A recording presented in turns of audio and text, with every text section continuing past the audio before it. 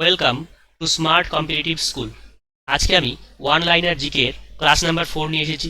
এর আগের পর্বগুলোতে আমি 1 থেকে 3 পর্যন্ত 3টি সেট কমপ্লিট করেছি। তোমরা যদি ভিডিওগুলিকে দেখে না থাকো তাহলে আমার প্লেলিস্ট থেকে সেই সমস্ত ভিডিওগুলিকে দেখে নেবে। তাহলে চলো আজকের যে নতুন প্রশ্নগুলো রয়েছে সেগুলো নিয়ে আলোচনা করা যাক। এর আগের পর্বগুলোতে আমি 1 থেকে 45 পর্যন্ত প্রশ্নগুলোকে কমপ্লিট করেছি। আজকে আমি 46 নম্বর থেকে শুরু করছি। ভারতবর্ষের প্রথম ইকতা বা জায়গিরদার প্রথার প্রবর্তন কে করেন? তো কি হচ্ছে উত্তর হচ্ছে ইলতুৎমিশ। ইলতুৎমিশের মৃত্যুর পর কে সিংহাসনে বসেন? ইলতুৎমিশের মৃত্যুর পরে সিংহাসনে বসেন রুকনুদ্দিন ফিরোজ। সুলতানি আমলে নারী হিসেবে যিনি সিংহাসনে বসেন তিনি হলেন কে?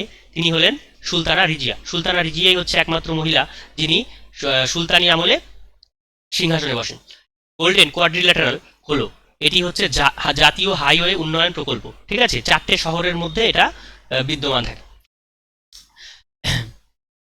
দেখো তারপরে কি বলেছে, মানে এটা হচ্ছে রাস্তার উন্নতি প্রকল্প।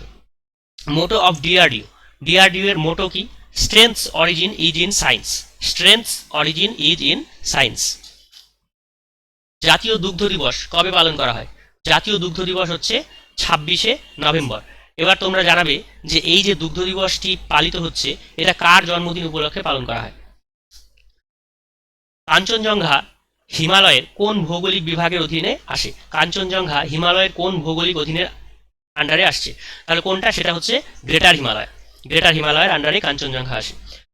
চিকনগুনিয়া একটি কি গঠিত রোগ? চিকনগুনিয়া হচ্ছে ভাইরাস গঠিত রোগ। ঠিক আছে, ভাইরাস গঠিত।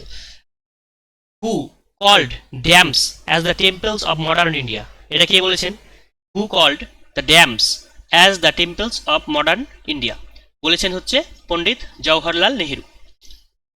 জওহরলাল নেহেরু তো অবজেক্টিভ রেজলিউশনের ধারণাটি নিয়ে আসেন। আচ্ছা, এখানে কবে জওহরলাল নেহেরু কবে অবজেক্টিভ রেজলিউশনের ধারণাটি নিয়ে আসেন? ঠিক আছে, তাহলে কবে হবে এটা? এটা হচ্ছে 13ই ডিসেম্বর 1946 সাল।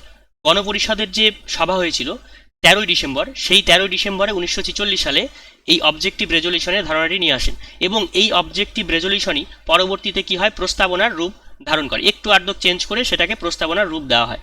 ঠিক আছে, গণপরিষদ জাতীয় পতাকা কবে গ্রহণ করে? জাতীয় পতাকা গ্রহণ করে হচ্ছে 22শে জুলাই 1947 সালের 22শে জুলাই গণপরিষদ জাতীয় পতাকাকে গ্রহণ করে আনুষ্ঠানিকভাবে। সর্বোদয় পরিকল্পনা কবে গৃহীত হয়? সর্বোদয় পরিকল্পনা গৃহীত হয় 1950 সালে। কার দ্বারা? কার দ্বারা? জয়প্রকাশ নারায়ণের দ্বারা। ঠিক আছে, full form of NITI Aayog. NITI আয়োগের ফুল ফর্ম কি?